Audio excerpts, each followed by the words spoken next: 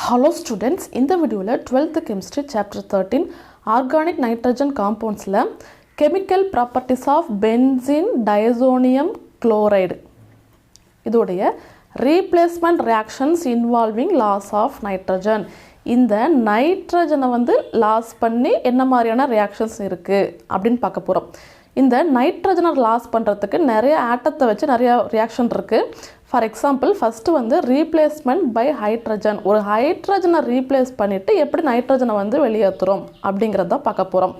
இதுக்கு C6H5N2Cl benzene diazonium chloride வந்து மைல்டான ரெடியூசிங் ஏஜென்ட் கூட ரெடியூஸ் பண்றோம். ஃபார் எக்ஸாம்பிளுக்கு ஹைப்போபாஸ்பரஸ் ஆசிட் ஃபார்முலா என்னது H3PO2 in presence of cuprous ion. இது கூட ட்ரீட் பண்ணும்போது இந்த இடத்துக்கு போய் ஹைட்ரஜன் வந்து சேர்ந்துரும். அப்ப என்ன கிடைக்கும் C6H6 அதாவது ரிடக்ஷனாவே அடிஷன் ஆஃப் ஹைட்ரஜன் தான் இல்லையா. மிச்சம் என்ன வரும் H3PO3 plus HCl plus N2 gas வந்து வெளியில போகும். ஸோ நம்ம வந்து இந்த N2 வந்து வெளியே எடுத்துருக்கோம். எதை யூஸ் பண்ணி ஹைட்ரஜனை யூஸ் பண்ணி இல்லையா. நமக்கு வந்து இங்க பென்சீன் கிடைச்சிருக்கு. இதே C2H5OH எத்தனாலை வச்சியும் நம்ம வந்து ஈஸியா வந்து ரீப்ளேஸ் பண்ணலாம். என்ன கிடைக்கும் அப்படினா அதே சேம் C6H6 பென்சீன் தான் கிடைக்கும் plus CH3CHO acetaldehyde plus HCl plus N2. So இந்த மாதிரி ஹைட்ரஜனை யூஸ் பண்ணி நைட்ரஜனை வந்து வெளியேற்றக்கூடிய இந்த ரியாக்ஷன்ஸ் இருக்கு. அடுத்ததா பாத்தீங்கன்னா ரீப்ளேஸ்மெண்ட் பை குளோரின். ஹாலஜனை யூஸ் பண்ணி வந்து ரீப்ளேஸ் பண்ணலாம். சரிங்களா. ஃபார் எக்ஸாம்பிள் பாத்தீங்கன்னா benzene diazonium chloride இருக்குனா இத வந்து cuprous chloride இல்லனா bromide கூட ட்ரீட் பண்றோம். cuprous chloride Cu2Cl2 in HCl இது கூட ட்ரீட் பண்ணும்போது இந்த Cl போய்ட்டு இங்க ஜாயின் ஆகும். சோ C6H5Cl இதுக்கு பேர் வந்து chlorobenzene plus N2. இங்க cuprous chlorideக்கு பதிலா நம்ம வந்து cuprous bromide வச்சிருந்தோம் அப்படினா நமக்கு என்ன கிடைக்கும் அதாவது replacement by bromineங்கற மாதிரி. இது வந்து chlorine யூஸ் பண்ணி ரீப்ளேஸ் பண்ணிருக்கோம்.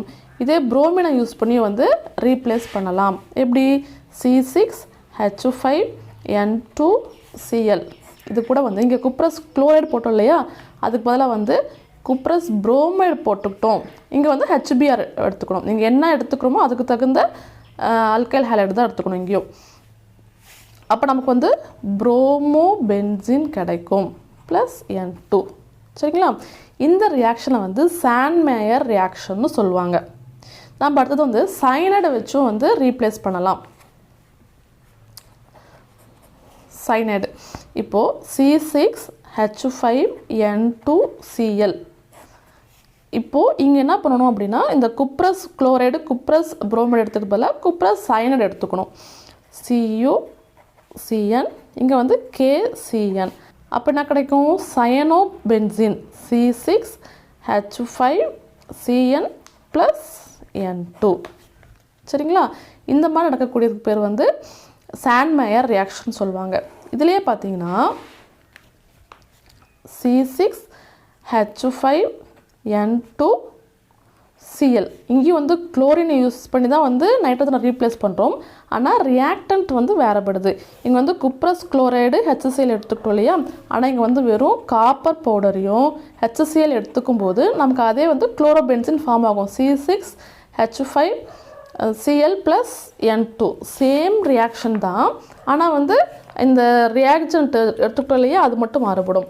நமக்கு வந்து bromine யூஸ் பண்ணி ரீப்ளேஸ் பண்ணனும் அப்படினாலும் பண்ணலாம். C6H5N2Cl காப்பர் பவுடர் இங்க வந்து என்ன எடுத்துக்கணும் HBr எடுத்துக்கணும். அப்போ bromobenzene C6H5Br plus N2 கிடைக்கும். சோ நம்ம வெறும் copper powder alkyl HCl HBr எடுத்துக்கூடிய இந்த ரியாக்ஷனுக்கு பேர் வந்து கேட்டர்மேன் ரியாக்ஷன் சொல்வாங்க. இது வந்து சாண்ட்மேயர் ரியாக்ஷன், இது வந்து கேட்டர்மேன் ரியாக்ஷன். நம்மளுடைய ப்ராடக்ட் ஈல்டில் பார்த்திங்கன்னா இந்த சாண்ட்மேயர் ரியாக்ஷன் தான் அதிகமாக கிடைக்கும். இந்த ரியாக்ஷனில் கிடைச்சாலும் கம்மியாக தான் கிடைக்கும். அடுத்ததாக வந்து அயோடினை வச்சு ரீப்ளேஸ் பண்ணுறது எப்படின்னு பார்ப்போம். பென்சின் டயசோனியம் குளோரைடை வந்து அக்வஸ் சொல்யூஷனாக எடுத்துக்கணும், தண்ணியில் கரைச்சி எடுத்துக்கணும். இது கூட வந்து பொட்டாசியம் அயோடைடு சேர்த்து ஹீட் பண்ணோம் அப்படின்னா வந்து நமக்கு வந்து அயோடோ பென்சின் கிடைக்கும். Plus KCl plus N2. சரிங்களா? அடுத்தது வந்து ரீப்ளேஸ்மெண்ட் பை ஃப்ளூரின். ஃப்ளூரினை வச்சு எப்படி ரீப்ளேஸ் பண்ணலாம் அப்படிங்கிறத பார்ப்போம். இப்போ வந்து C6H5N2Cl பென்சின் டயசோனியம் குளோரைடை வந்து ஃப்ளோரோபோரிக் ஆசிட் கூட வந்து ட்ரீட் பண்ணுறோம். ஃபார்முலா என்ன? HbF4. இதுக்கு பேர் ஃப்ளோரோபோரிக் ஆசிட் கூட சேர்த்து ட்ரீட் பண்ணும்போது நமக்கு வந்து பென்சின் டயசோனியம் ஃப்ளூரோபோரேட் வந்து கிடைக்கும். C6H5N2BF4- இது வந்து ப்ளஸ்ஸாக இருக்கும், இங்கே மைனஸ் இருக்கும். இது வந்து பென்சின் டயசோனியம் டெட்ராஃப்ளோரோபோரேட். இது வந்து ஒரு பிரிசிபிடேட் மாதிரி நமக்கு வந்து கிடைக்கும். இதை ஹீட் பண்ணும்போது நமக்கு வந்து ஃப்ளோரோபென்சின் கிடைக்கும். C6H5F + BF3 + N2.